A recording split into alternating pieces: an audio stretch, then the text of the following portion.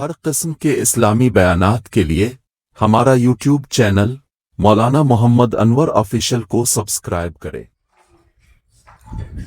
محترم ناظرین، آج اگر ہم ایک کام کرنا شروع کریں تو ہمارے بہت سارے مسائل حل ہو جائیں گے، اور وہ ہے اچھا رویہ، اچھا سلوک۔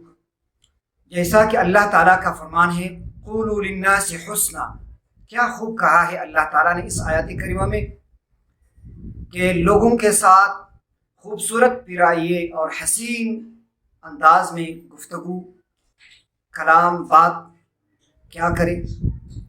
تو یہ حسن کے ساتھ، شائستگی کے ساتھ بات کرنے کا جو تعلیم ہے قرآن میں، یہ آفاقی تعلیم ہے۔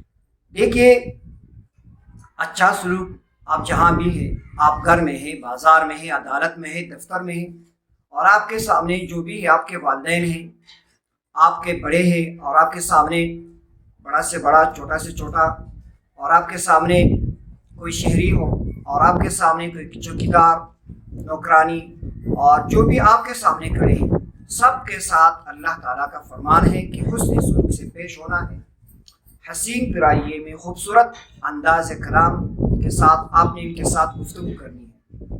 تو یہ جو ہمیں سکھایا جاتا ہے کہ والدین کے ساتھ حسن سلوک، یہ صرف ہمیں والدین کے ساتھ حسن سلوک، بہترین انداز سے گفتگو کرنے کا سلیقہ ہمیں بتایا جاتا ہے۔ حالانکہ قرآن کریم نے، اسلام نے سب انسانیت کے ساتھ حسن سلوک کا طریقہ گفتگو ہمیں بتایا ہے۔ آپ دیکھیے، آپ جب فیس بک پر ہوتے ہیں، انسٹاگرام پر ہوتے ہیں، ویب سائٹ پر ہوتے ہیں، یوٹیوب پر آپ ہوتے ہیں، تو آپ نے مثبت کمنٹ کرنا ہے، مثبت تجزیہ پیش کرنا ہے، مثبت پہلو کو آپ نے اجاگر کرنا ہے، اور مثبت ٹویٹ کرنا ہے آپ نے۔ یہ ہمارا قومی فریضہ ہے۔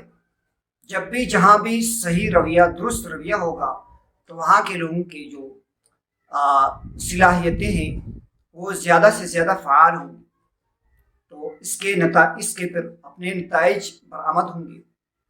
تو اس کے کئی فوائد ہیں، اچھا رویہ رکھنے کے کئی فوائد ہیں۔ جیسا کہ آپ کو معلوم ہے، اگر ایک شادی شدہ جوڑا اچھا رویہ رکھنے سے وہ اچھی زندگی گزار سکتی ہے، تو یہ اس سے خوشحالی آ سکتی ہے ان کی زندگی میں، تو کیا کوئی قوم، ایک ملک والے باشندے اگر ایک دوسرے کے ساتھ اگر حسن سلوک، اچھا رویہ رکھنا وہ یہ شروع کرے، تو پھر کیا اس ملک میں خوشحالی نہیں آ سکتی؟